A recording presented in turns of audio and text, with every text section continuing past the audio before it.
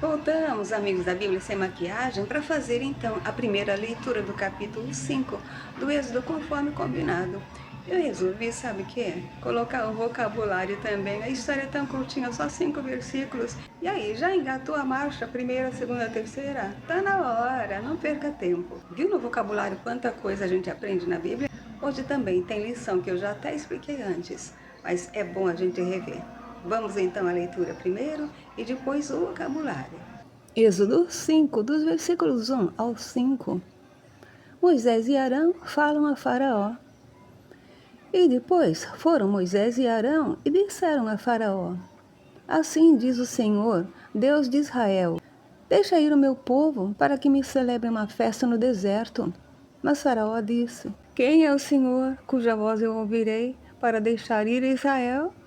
Não conheço, Senhor, nem tampouco deixarei ir Israel. E eles disseram: O Deus dos Hebreus nos encontrou, portanto, deixa-nos agora ir caminho de 3 dias ao deserto, para que ofereçamos sacrifícios ao Senhor, e ele não venha sobre nós com pestilência ou com espada. Então disse-lhes o rei do Egito: Moisés e Arão, por que fazeis cessar o povo das suas obras? Ide a vossas cargas. E disse também Faraó: Eis que o povo da terra já é muito, e vós os fazeis abandonar as suas cargas. Se a história é pequena, o vocabulário também vai ser, certo? Errado? Como é que nós vamos destrinchar cada versículo se não for aprofundar no assunto? Apesar de ser praticamente tudo revisão, cada vez que voltamos ao tema aparece uma coisa nova. E é assim mesmo que vai ficando gravado nos refolhos da mente. Olha só, no versículo 1, por exemplo, quanta coisa vai ficando mais fácil de absorver conforme a gente vai lendo frequentemente. Depois foram Moisés e Arão. Cadê os anciãos que ajuntaram no capítulo 4 e disseram a Faraó? Será que foi fácil assim? O Faraó estava com as portas abertas para os irmãos entrarem e irem direitinho onde ele estava? Leia Jazar para saber mais. Mas aqui eles já estão diante de Faraó e disseram-lhe: Assim diz o Senhor, Deus de Israel: Deixa ir o meu povo para que me celebre uma festa no deserto.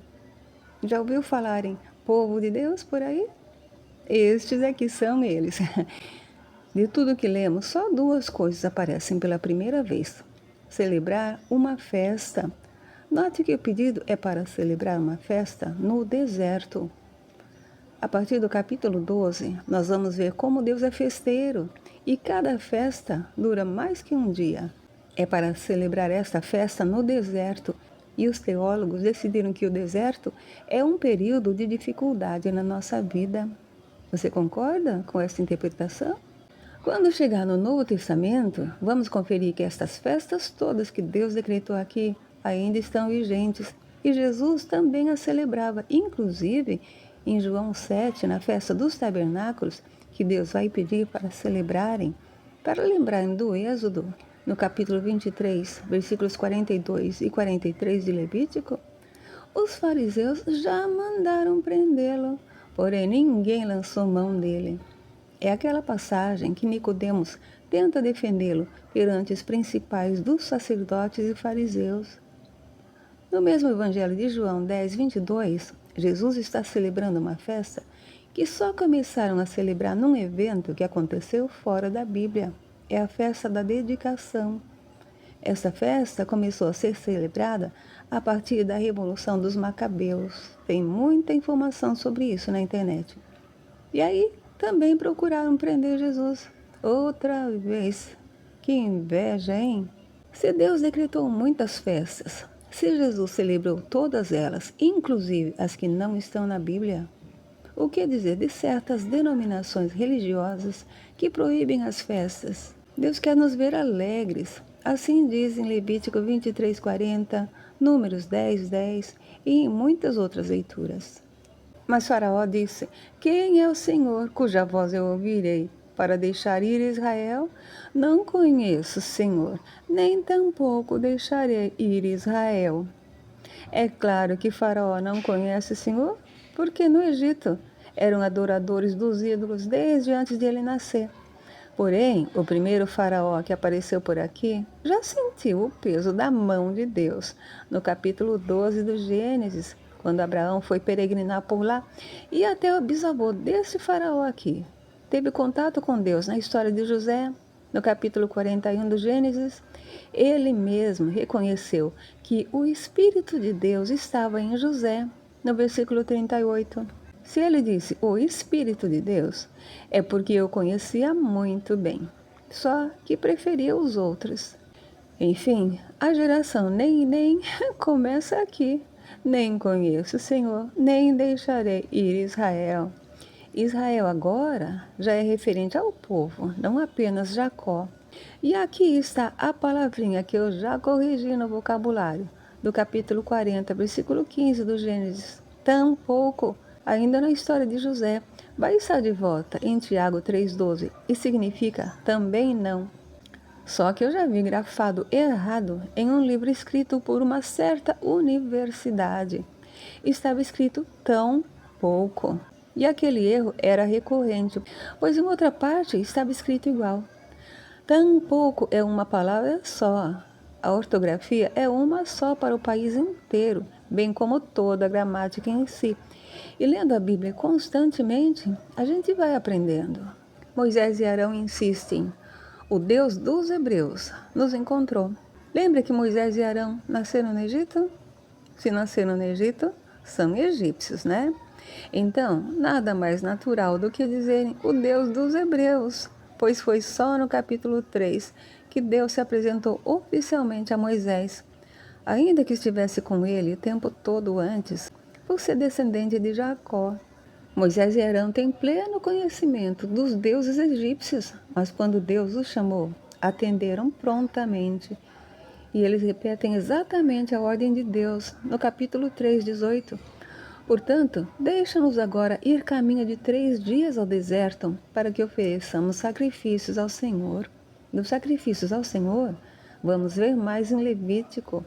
Mas eu posso adiantar que eram carneiros, cabritos ou até mesmo bodes, e era para o povo comer no final. Porém, os povos que adoravam outros deuses sacrificavam os próprios filhos, principalmente os primogênitos, como podemos ver em 2 Reis 3:27.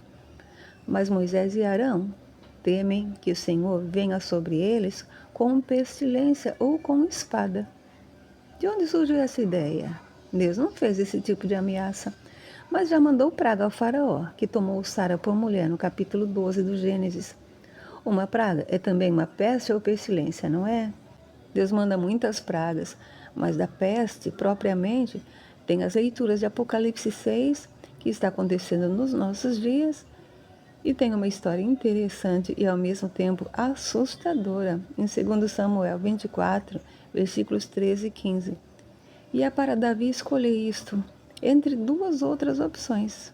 Então disse-lhes o rei do Egito, que é o faraó, por que fazeis cessar o povo das suas obras? Por que é que o faraó está dizendo que eles fizeram o povo cessar as obras? Não temos informação de que eles fizeram alguma revolução por lá. Porém, o faraó prossegue com ide a vossas cargas. A quem é que ele está se dirigindo nesta fala? Sei lá. Só quero abordar um pouco sobre as obras, que é outro tema de muito debate, tanto quanto a circuncisão. Para começar, Paulo é aquele que dá motivo para muita confusão. No momento ele diz que é para não fazer obras. No momento seguinte, ele fala o contrário. Compare Romanos 3, versículos 20, 27, 28, 4, dos versículos 2 ao 6, com 1 Coríntios, capítulo 3, dos versículos 13 ao 15, ou Gálatas 6, 4. Tiago tem uma só opinião sobre as obras, no capítulo 2, dos versículos 14 ao 26 da sua carta. E ele diz que a fé sem obras para nada aproveita. Neste último versículo, disse também Faraó, eis que o povo da terra já é muito, e vós os fazeis abandonar as suas cargas. Que o povo da terra é muito, já sabemos desde o capítulo 1, quando o pai deste Faraó viu que o povo era muito e mais poderoso do que eles. E quanto mais os afligiam, tanto mais se multiplicavam e cresciam. Continuaram sendo afligidos, continuaram se multiplicando. Ora, pois. Mas Moisés e Arão não estão entre o povo que está fazendo as obras, sabe por quê? Porque os levitas logo viram a malandragem dos egípcios e não foram trabalhar nas obras quando foram convidados, entre aspas. Como é que eu sei? José me contou. Eu já te disse para baixar e ler, para também ficar sabendo as coisas que não estão na Bíblia. Olha aí uma palavrinha solitária. Não estava aqui antes e nem vai estar depois. Abandonar. Pelo menos eu não achei. Se você achar, acrescenta aí nos comentários, para ela não ficar mais abandonada. Pronto, leitura e vocabulário feitos nesse trecho para poupar tempo. A segunda leitura vai ser um pouco mais longa, por isso estará solitária. Mas Faraó continua a afligir os israelitas. A Bíblia Sem Maquiagem aguarda você para acompanhar a sequência dessa história. Até lá!